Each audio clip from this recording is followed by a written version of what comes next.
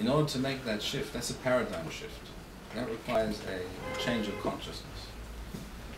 And that's not a simple thing. The Jewish people have been around a long time. We've been doing this Galutno Judaism thing, this GMJ thing for a long time. And we're pretty good at it, after all. We learn what the rules are, what you do, what you don't do, how you do it, what works, what doesn't work. And it's a tried and true system. And it's wonderful for Galut. It really works well. But if you're aiming for something higher, you aspire to something greater than that, then I'm sorry to tell you, it just doesn't work. And it's not working today in Israel either. That's why we spoke before about in a division, fractured, lack of direction, lack of leadership. Why do you think that is? I'm talking now about the religious world in Israel. That's because you can barely find three rabbis who have the same opinion about anything. And certainly they have different opinions about, directions, visions. What vision are you talking about? I'm a Moroccan Jew, you're a Polish Jew, do your thing, leave me and I'll do my thing, everything's fine. And that's what most rabbis will tell you. Everyone should follow the concepts, the customs, the ways that his forefathers did it. And that's it. This, in fact, has become such a slogan that it's even used to defend all kinds of things that are plainly wrong and improper. But because that's what my grandfather did, therefore I have to do it also. Whether it's right or wrong doesn't matter. That's also, intellectually speaking and educationally speaking, that's a pernicious message. That truth is less important. What is right and what is wrong is less important than what the custom is or what people are used to doing. We have to break out of that way of thinking and move into a new dimension. Now this really brings us to other discussions, some of which are somewhat technical, so I actually hesitate to elaborate at great length. But it raises questions of how Torah is studied, how it's learned, how it's interpreted, how halakha is decided. One question that I know many people actually often ask me is as follows. Many people have heard that I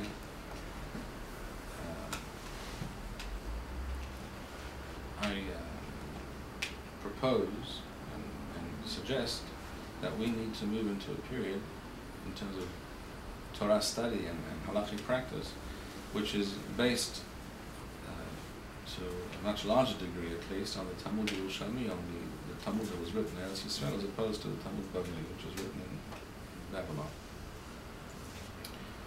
Now this seems to many people a very radical idea. And therefore, I'm often asked, why do you say this? And where did you get this idea from? And how could that be? We all know the halakha has to be like according to the Talmud Bavli. So, are you still interested or not? Have I bored you to death? All right, we'll continue. I will time, more or less. Your flight's tomorrow night. I'm leaving tomorrow night. There's a cap on it, no matter what we do. We spoke about politics earlier, correct? Here also I'm going to use the word politics, and it's important to get used to the idea that politics is everything. In other words, most things in human affairs are touched and affected by politics, either good politics or bad politics. But there's always politics. Everything, even in communities there are politics. I'm not telling anything you don't know, right? In Jewish communities there are politics. Sometimes there's even politics within a family, right? In other words, how different factions and groups and individuals relate and all kinds of historical realities also come into play. So you have to understand that the usual reasons given in certain texts, at least, why the Talmud Bavli became the standard for halakhic practice in every respect, those reasons are simply not the real core reasons. The reason given is sometimes that the Talmud Bavli was redacted about 100 years after the Talmud Yerushalmi, and therefore it's later, and there's some rule which itself requires some clarification as to why this is really the rule, that the later work, the later authority is to be preferred over the earlier one. This is a very forced and very unconvincing explanation for many reasons. Not least of which is the fact that we know that there were many Jews in the world, many Jewish communities in the world. If you go back to the time of the Gaonim, when I say the Gaonim, I'm talking about the period from roughly, shall we say, the year 700 to roughly the year 1000 according to the Christian count, all right? If you go back to that period of time, let's say you go back to the year 700, 750, 800, 850, you will find, mentioned explicitly by various authorities, such as Rabbi Amram Gaon, for example, in his famous Siddur that he wrote, which is a fundamental, basic text in both of regarding tefillah, prayer and ritual and halakha. You will find that he says, for example, this has been written in the 700s, that those Jews who say a bracha shelo asan ivur, I don't go into the details now, but Jews who say a certain bracha in the morning are mistaken. They shouldn't say this bracha because it says in Masechet Menachot and Talmud Bavli you shouldn't say it, which is true. But you have to understand that if Rabbi Amram is speaking about Jews who say this bracha, that means there are Jews who are saying this bracha. He's just telling you that they're wrong in his view. But there are many Jews who are saying this bracha still. It's interesting to note that a different Chacham altogether from a very different period of time in Provence, the south of France, in the 14th century, writes the same thing. He says there are Jews who say this bracha shelo asan ivur, and they shouldn't be. But they are. Apparently they are, otherwise you wouldn't be writing this. This is just an example of clear proof that there were many communities of Jews around the world, even in some cases as late as the 14th century, but essentially we're talking about the period I mentioned before, the Gaonic period, that had not really accepted the Babylonian Talmud as a standard which obligated them in every respect. So if they had a previous custom, a previous practice, such as this particular bracha that we referred to, and even if the Talmud Bavli says you shouldn't say that, you should say something else, they didn't pay any attention. They continued doing what they'd always done. And for the record, that bracha appears in sources from Eretz Yisrael, in the Talmud Yerushalmi, in the Tosefta, etc. It's actually a very ancient bracha. And that Gemara, by the way, I'm not going to go into it now, but that Gemara, Masechet Menachot and Talmud Bavli, which suggests that you shouldn't recite this bracha, is actually, in my humble opinion, incomprehensible. It's impossible to understand why it is saying this, based on what appears there. But that requires a separate shiur. We won't go into that now.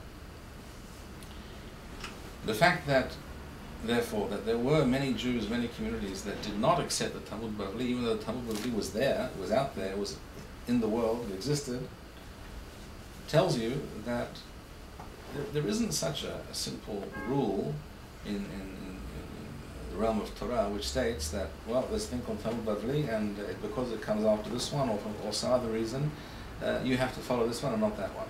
It's just not how it worked. We know this didn't happen. We have another text called Sefer HaHilukim, which relates the differences in halachic practice, etc., between the Jews of Babylon and the Jews in Eretz Yisrael. This is probably from the 600s or early 700s. In other words, the Talmud Bavli existed, but the Jews in Eretz Yisrael were doing something different with regard to many issues. So what really is going on here? Why did the Talmud Bavli become the essentially the only important halachic text? As I said before, the reason is politics. What do I mean by politics? As we all know, in the 7th century, a new religion entered the realm of human affairs called Islam. The armies of Muhammad raced out of Arabia and conquered a huge part of the world, huge amounts of territory. This Arab Islamic empire ruled from Iraq, or is modern-day Iraq, and Persia in the east, all the way to Spain in the west, which includes all of the Middle East and all of North Africa, and eventually spread to other areas of the Mediterranean, such as Turkey and Albania. That was later, but anyhow, the point is, the Arab Empire took over huge swaths of territory, and the capital of that empire was in Baghdad. And for those who don't know, well, first of all, I'll tell you something that everyone I'm sure does know. Historically there were two major yeshivot in Babylon. One was called Surah and one was called Pumbedita. For those who don't know, Surah is right next to which city? Have a guess? Baghdad. Baghdad, it's on the outskirts of Baghdad. In other words, this yeshiva and the yeshiva in Surah was the yeshiva in Babel. It was only right at the end of the Gonic period that Pumbedita became a place of great importance. During the entire Gonic period, there was only one Gaon. There weren't two Gaon. There was only one Gaon in Babylon in any given generation. He was always the Rosh Yeshiva of Surah. Surah was the center of the Jewish world. You know why?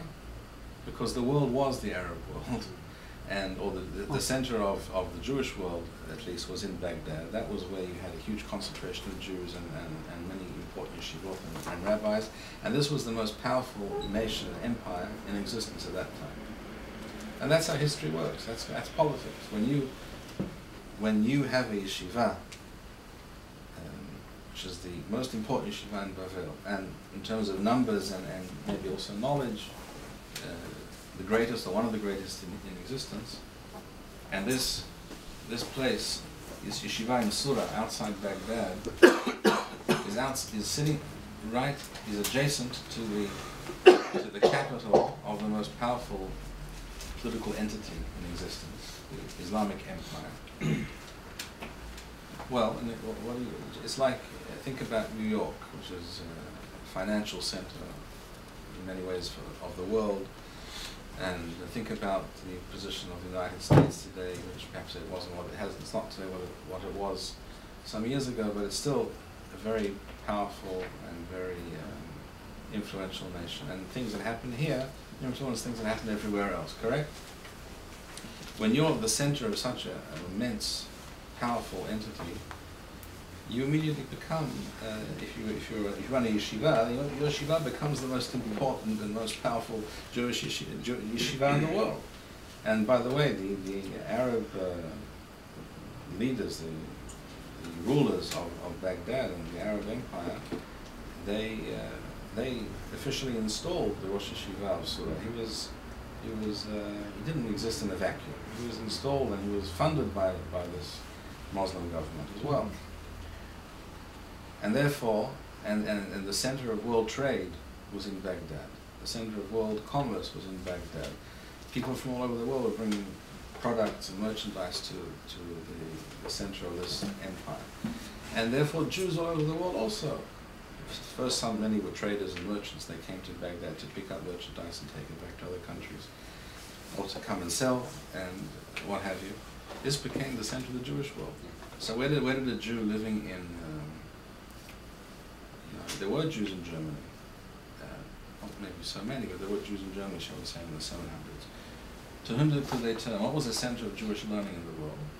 Everyone knew the answer to that. The center was right next door to Baghdad, a place called Surah. So if you had questions, you sent a letter with some Jewish merchant who was traveling to the east, maybe he'd be back in a year or something, and you sent a letter off to the yeshiva there, and they would write you an answer, or it would come back in a year or two, if it came back, and you would get an answer. And these letters were collected, and these became books known as Teshuvot HaGeonim, and that's how it worked.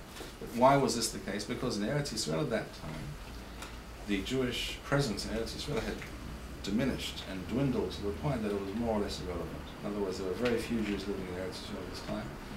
The few that were there, we're talking about the Muslim period now, and then first of all, before the Muslims, there were the Byzantines. The Byzantines were fanatical Christians. They made it their business to try and eradicate Judaism in Eretz Yisrael, like the Greeks, for which reason we're here tonight. There were another bunch of people who were actually Romans, called Byzantines, what was left of the Roman Empire after the empire collapsed, and they ruled in Eretz Yisrael until the Arabs came along, and they first of all persecuted the Jews and destroyed shuls and burnt books and what have you. Many Jews had to flee. So the number of Jews